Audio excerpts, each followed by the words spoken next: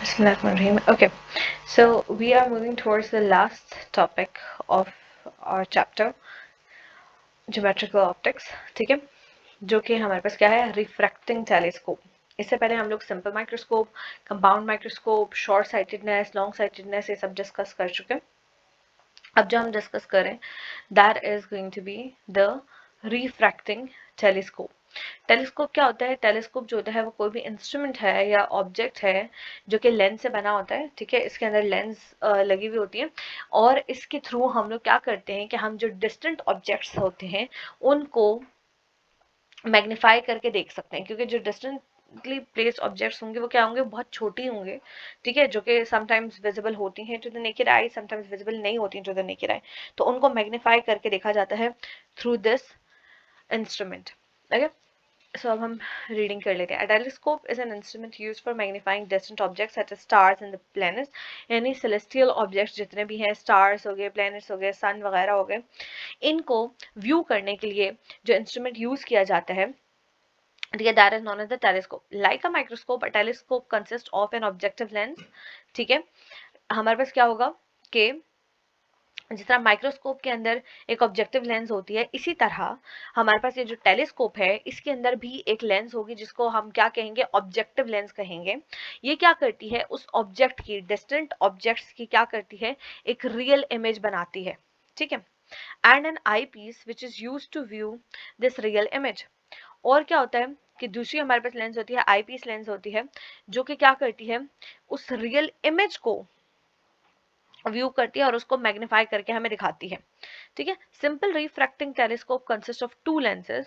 ठीक है, first lens जो होती है वो क्या कहलाती है, ऑब्जेक्टिव लेंस कहलाती है, जो कि क्या करती है कि जो light from the celestial objects आती है उसको यूज करती है और उसकी एक रियल इमेज बनाती है. ओके, जो सेकंड लेंस है जिसको हम आई पीस लेंस कहते हैं, वो क्या होती है, वो नियर द आई प्लेस होती है. ठीक है, और वो क्या करती है कि वो हमारे पास जो इमेज बनती है, रियल इमेज बनती है उस सेलेस्टियल ऑब्जेक्ट की, उसको क्या कर देती है, मैग्नीफाई करके बताती है. अच्छा, अब अगर आपने मैग्निफिकेशन पावर देखनी हो इस टेलीस्कोप की, तो आप थ्रू दिस फॉर्मूला देख सकते हो, where focal length of the objective lens उसको डिवाइड किया जाता है with the focal length of the eye piece lens. ठीक है, F O divided by F E. ठीक है, यहाँ पे देखिए माइनस का साइन मौजूद है. माइनस का साइन का क्या मतलब है कि दैट जो आपके पास फाइनल इमेज बनेगी वो एक मैग्नीफाइड इमेज तो होगी ही होगी, लेकिन वो इमेज क्या होगी, इन्वर्टेड इमेज होगी, अपराइट इमेज नहीं होगी. ठीक है, एफ ओ का मतलब है focal length of the objective lens and F E का मतलब है focal length of the eye piece. तो अगर आप focal length of the objective lens को डिवाइड कर लेते हैं focal length of the eye piece lens से, तो आपको पता चल सकता है कि जो आप टेलीस्कोप यूज कर रहे हो इसकी मैग्नीफाइंग पावर क्या है.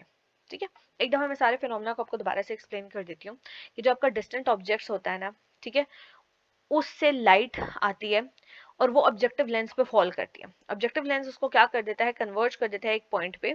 ठीक है, और वो जो इमेज फॉर्म होती है वो एक रियल इमेज होती है of that distant object. Now ये जो इमेज होती है ये कहाँ आके बनती है, ये आई पीस लेंस के पास आके बनती है. ठीक है, तो फिर आई पीस लेंस क्या कर देता है, इन लाइट रेज को जो कि इस इमेज से मतलब लाइक जनरेट होती हैं, वो क्या कर देता है, उनको एक मैग्नीफाइड इमेज के तौर पे हमें दे देता है. लेकिन ये वाली जो इमेज होगी वो क्या होगी, वर्चुअल इमेज होगी, क्योंकि ये रियल उसके ऑब्जेक्ट के साइज के जितनी नहीं है. ठीक है, उससे मैग्नीफाइड है, बड़ी है. दूसरा क्या होगा कि ये एक इन्वर्टेड इमेज होगी. अच्छा, नाउ रिमेंबर दिस थिंग कि जो ऑब्जेक्टिव लेंस होगी वो यहाँ पे होगी, यानी सेलेस्टियल ऑब्जेक्ट के पास होगी, जबकि जो आई पीस लेंस है वो यहाँ होगी, यानी जिसके साथ आप आंख लगा के उस ऑब्जेक्ट को व्यू करेंगे, देखेंगे.